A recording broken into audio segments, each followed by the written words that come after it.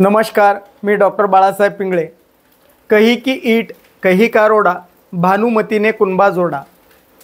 महाराष्ट्रातील महायुतीचं वर्णन करण्यासाठी हे एक वाक्य पुरेसं ठरेल। रवींद्र चव्हाण जे बांधकाम मंत्री आहेत ते कदमांचं थोबाड फोडण्याची भाषा करतायत, तर हे कदम भाजपला राक्षसी महत्त्वाकांक्षेचा पक्ष म्हणतायत। राक्षसी महत्त्वाकांक्षा म्हणून थांबत नाही, तर ते म्हणतात ते भुंकणारं कुत्रं चावत नसतं, त्याची लायकी नाही, त्याची पात्रता नाही, ते नीच। म्हणजे या शब्दांची भाजपला विशेषण लावली जात आहेत या शिवसेनेकडनं। आणि ही कुणाची शिवसेना?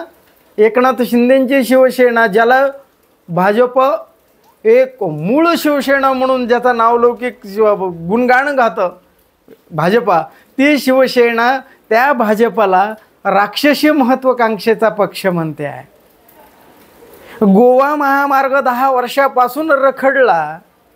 एकनाथ शिंदे असतील, अजित पवार असतील, देवेंद्र फडणवीस असतील, त्यांनी गाडीतून प्रवास करावा असं चॅलेंज हे कदम करतात। आणि 3 वर्षात समृद्धी महामार्ग होतो, पण आमच्या गोवेकरांच्या वाट्याला हाल अपेष्टा या सरकारमुळे वाट्याला आल्या आणि त्यातल्या त्यात या रवींद्र चव्हाणमुळे वाट्याला आल्या असं या कदमांचं म्हणणं असतं। हीच भाजपाच्या संदर्भात ही भाजपा पुण्यामध्ये अजित पवारांच्या यात्रेला काळे झेंडे दाखवते आहे। तर हीच अजित पवारांची राष्ट्रवादी, रवींद्र चव्हाण असतील, विखे पाटील असतील, खाडे असतील, जे काही मंत्री आहेत हे भाजपचे मंत्री बिनकामाचे आहेत म्हणून सांगते आहे। म्हणजे एकंदरीतरित्या देवेंद्र फडणवीसाची भाजपा राष्ट्रवादीवर टीका करते आहे, राष्ट्रवादी शिवसेनेवर टीका करते आहे, शिवसेना भाजपवर टीका करते आहे। म्हणजे ही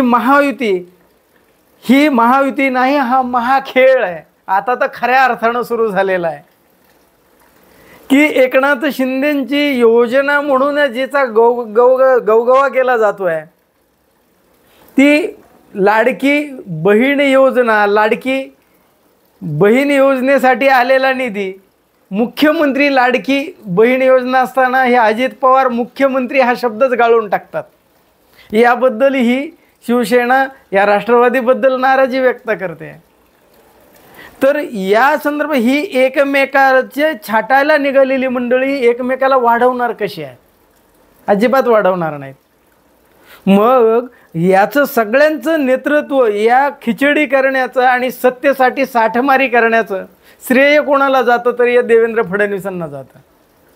म्हणजे विचार शून्य माणसांचं एकत्रित करणं, नीती शून्य युती करणं, ह्या सर्वांना फक्त सत्तेपायी एकत्र घेऊन येणं आणि त्याचं श्रेय म्हणून सत्ता लाटणं, याला आपण काय म्हणणार?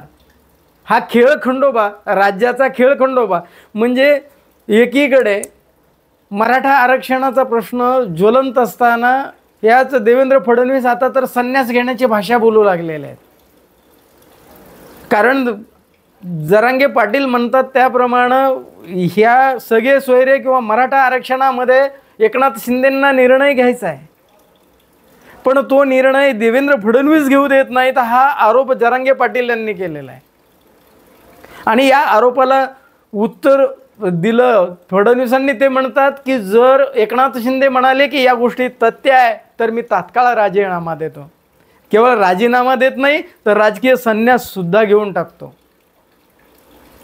अहो, चक्की पिसिंग म्हणणारे तुम्ही दुसऱ्या क्षणाला सत्तेसाठी पहाटे जाऊन अजित पवार यांच्यासोबत तुम्ही सत्ता स्थापन करता आणि तुम्ही राजकीय संन्यास घेण्याची भाषा करताय, राजीनामा देण्याची भाषा करताय।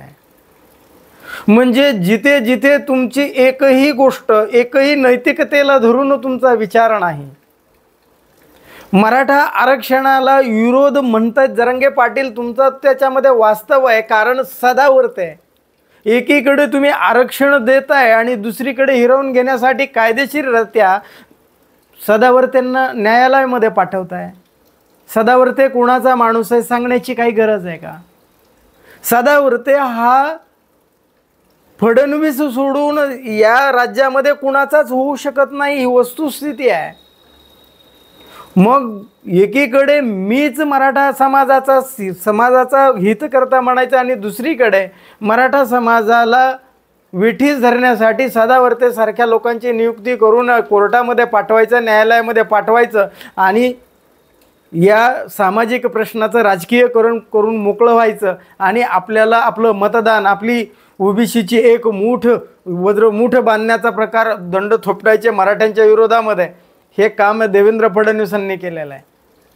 खरं तसं पाहिलं तर हा ओबीसी वर्ग मराठ्यांच्या विरोधात नाही, मराठा ओबीसीच्या विरोधात नाही आणि मुस्लिमसुद्धा ओबीसीच्या विरोधात नाही आणि मराठासुद्धा मुस्लिमांच्या विरोधात नाही. पण हे चित्र निर्माण करायचं आणि फक्त सत्तेसाठी ज्या नीतिहीन, विवेकहीन, विचारहीन एक टोळी तयार करायची आणि सत्तेची साठमारी करायची, हा खेळ फडणवीसाच्या अंगलट आल्याशिवाय राहणार नाही. लोकसभेला सुपडा साफ झाला, विधानसभेला सुद्धा हे एकमेकांचेच सुपडा साफ केल्याशिवाय राहणार नाहीत. या